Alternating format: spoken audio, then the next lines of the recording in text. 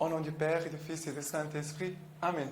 Grande joie d'être là avec vous en ce dimanche de la Divine Miséricorde.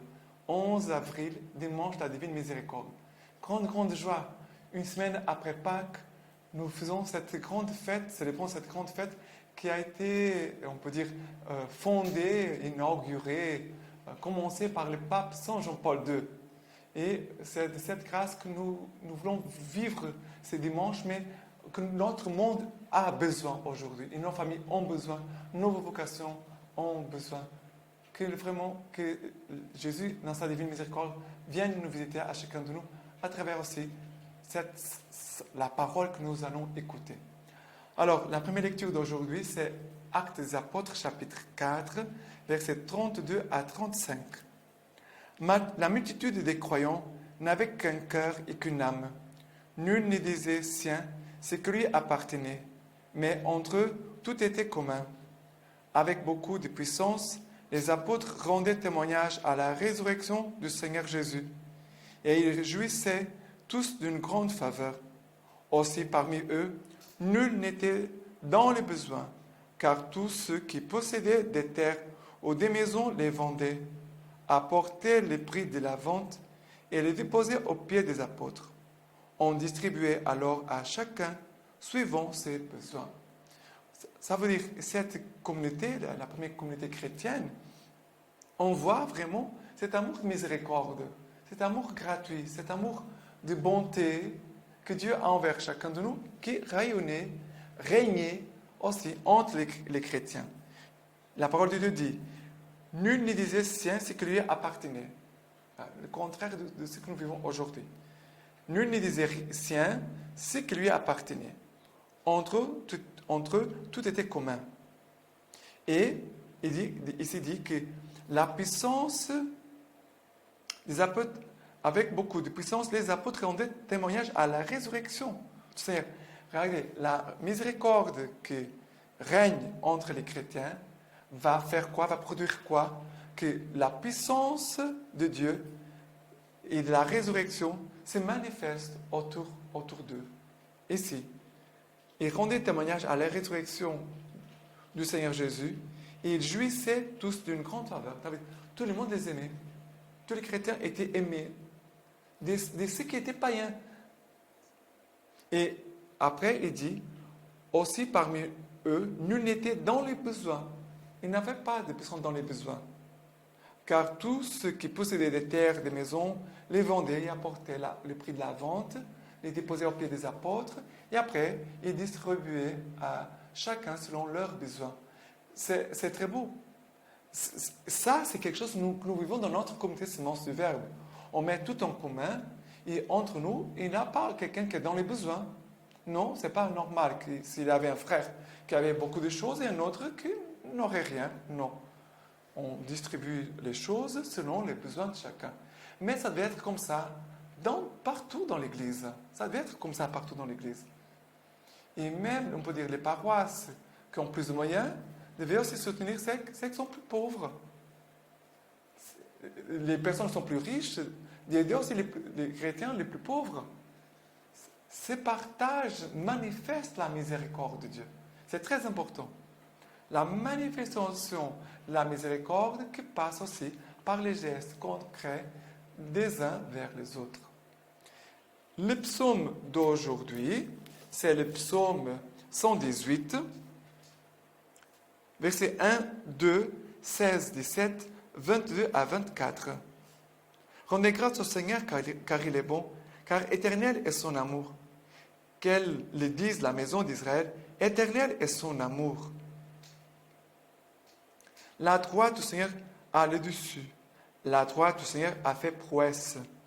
Non, je ne mourrai pas, j'y vivrai. Je publierai les œuvres du Seigneur. La pierre qu'ont rejetée les bâtisseurs est devenue la tête de l'angle. C'est là l'œuvre du Seigneur, ce fut merveille à nos yeux. Et cette pierre qui a été rejetée par les bâtisseurs, c'est vraiment Jésus-Christ. Jésus-Christ qui a été rejeté et qui va nous donner quoi?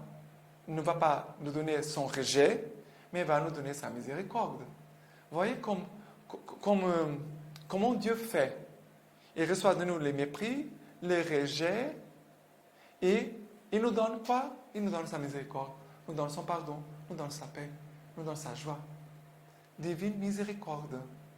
Ça veut dire que cette divine miséricorde qui peut vraiment libérer le cœur de toutes les souffrances, de tous les poids, et qui donne une vigueur et une espérance, une foi renouvelée, parce que la puissance de la miséricorde de Dieu, qui me sauve, me permet maintenant de mettre aussi au service du salut de Dieu pour les autres. C'est ça, ok? Et la deuxième lecture d'aujourd'hui, c'est 1 Jean, chapitre 5, versets 1 à 6. Quiconque croit que Jésus est le Christ est né de Dieu, et quiconque aime celui qui a engendré, aime celui qui est né de lui. Nous reconnaissons que nous aimons les enfants de Dieu, ainsi que nous aimons Dieu, et que nous pratiquions ses commandements. Car l'amour de Dieu consiste à garder ses commandements. Et ces commandements ne sont pas pesants, puisque tout ce qui est né de Dieu est vainqueur du monde. Telle est la victoire qui a triomphé du monde, notre foi. Quel est le vainqueur du monde, sinon celui qui croit que Jésus est le Fils de Dieu? C'est lui qui est venu par l'eau et par sang. Jésus-Christ, non avec l'eau seulement, mais avec l'eau et avec le sang. Et c'est l'Esprit qui rend témoignage, parce que l'Esprit est la vérité. Alors, Jésus, il est venu, comme dit ici le verset 6, par l'eau et par le sang. Non pas seulement avec de l'eau, mais avec de l'eau et du sang. Ça veut dire que Jésus sur la croix, le cœur de Jésus, c'est le cœur qui a aimé tellement le monde, qui nous aime tellement à chacun de nous. Ce cœur, quand Jésus était sur la croix, a été transpercé. Et la parole de Dieu nous dit qu'aussitôt, de son côté ouvert, a jailli de l'eau et du sang. C'est pour ça que quand nous contemplons l'image de Jésus miséricordieux, nous voyons toujours des rayons de lumière bleu et rouge que montrent cette eau et ce sang que sort du cœur de Jésus. Ça veut dire que c'est du cœur ouvert de Jésus qu'est née l'Église, son épouse bien-aimée, c'est chacun de nous. Mais aussi de son cœur ouvert que naît aussi les sacrements, que naissent les sacrements. Concrètement, les baptêmes, notre baptême, que nous engendre comme fils de Dieu, que nous purifie de notre péché, et que nous recevons par lesquels les dons de l'Esprit Saint, le pardon de nos péchés, et aussi nous devenons héritiers de Dieu. Voilà, de grâce qui vient de la miséricorde de Dieu. Dieu ne nous a pas rejetés, mais il a fait de nous ses enfants. Il ne nous a pas fait du mal, mais il nous nourrit. Il nous nourrit, il nous aime. Il prend soin de nous comme son épouse bien-aimée. Voilà les mystères de l'amour de Dieu, que Dieu veut nous donner et aussi veut engendrer en nous un amour nouveau. Et nous devons demander cette grâce en ce dimanche de la divine miséricorde. Que cette puissance de l'amour miséricorde de Dieu pénètre en nous, qu'il vienne nous habiter à chacun de nous, pour que nous devenions aussi des témoins et signes de la miséricorde de Dieu. Ok? Et maintenant, l'évangile d'aujourd'hui, c'est Jean chapitre 20, versets 19 à 31. Le soir, ce même jour, le premier de la semaine, et les portes étant closes là où se trouvaient les disciples par peur des Juifs, Jésus vint et se tint au milieu et il leur dit, « Paix à vous !» Ayant dit cela, il leur montra ses mains et son côté. Les disciples furent remplis de joie à la vue du Seigneur. Il leur dit alors de nouveau, « Paix à vous ! Comme le Père m'a envoyé, moi aussi je vous envoie. » Ayant dit cela, il souffla et leur dit, « Recevez l'Esprit Saint. À ceux qui vous remettrez les péchés, ils seront remis. À ceux que vous les retiendrez, ils leur seront retenus. » Or Thomas, l'un des 12 appelés Didyme, n'était pas avec eux lorsque vint Jésus. Les autres disciples lui dirent donc, nous avons vu le Seigneur. Mais il leur dit, si je ne vois pas dans ses mains la marque des clous, si je ne mets pas mon doigt dans sa marque des clous, et si je ne mets pas ma main dans son côté, je ne croirai pas. 8 jours après, les disciples étaient de nouveau à l'intérieur et Thomas avec eux. Jésus vint, les portes étant closes, et il se tint au milieu et dit, paix à vous. Puis il dit à Thomas, porte ton doigt ici. Voici mes mains. Avance ta main et mets-la dans mon côté. Et ne sois plus incrédule, mais croyant. Thomas lui répondit, mon Seigneur et mon Dieu. Jésus lui dit, parce que tu me vois, tu crois. Heureux ceux qui n'ont pas vu et qui ont cru. C'est pour nous cette parole. Heureux ceux qui n'ont pas vu et qui ont cru. C'est une béatitude. Ici, ça concerne une béatitude. Que Jésus continue au long des siècles de la faire répandre dans le cœur de tous les fidèles. Mais qu'est-ce qui se passe par rapport à Thomas? Il n'était pas là avec les apôtres le dimanche de Pâques. Quand Jésus ressuscité est venu, a donné la paix, Jésus a communiqué, a donné le don de l'Esprit Saint à ses apôtres, a donné aussi le don aussi de remettre les péchés. Jésus, voilà que dans cela, le jour de Pâques, et une semaine, Thomas n'était pas là. Peut-être il est arrivé en retard, il avait un autre programme, je ne sais pas. Mais c'est vrai que Thomas n'était pas là. Certainement, les apôtres ont dit à Thomas, le Seigneur est vivant, il est ressuscité. Et qu'est-ce qui se passe? Ici, Thomas, qu'est-ce qu'il va dire? Si je ne vois pas dans ses mains la marque des clous, si je ne mets pas mon doigt dans la marque des clous, et si je ne mets pas ma main dans son côté, je ne croirai pas. On va dire qu'il manque de foi 2 fois.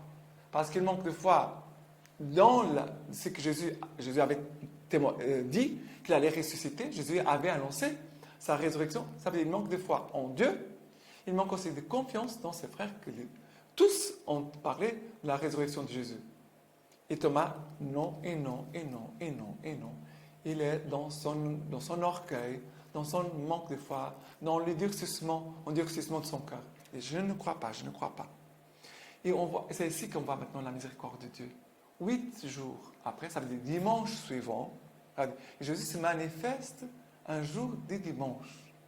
Pour manifester, pour nous montrer vraiment le jour du dimanche, c'est très très important. C'est très important parce que c'est le jour de la résurrection.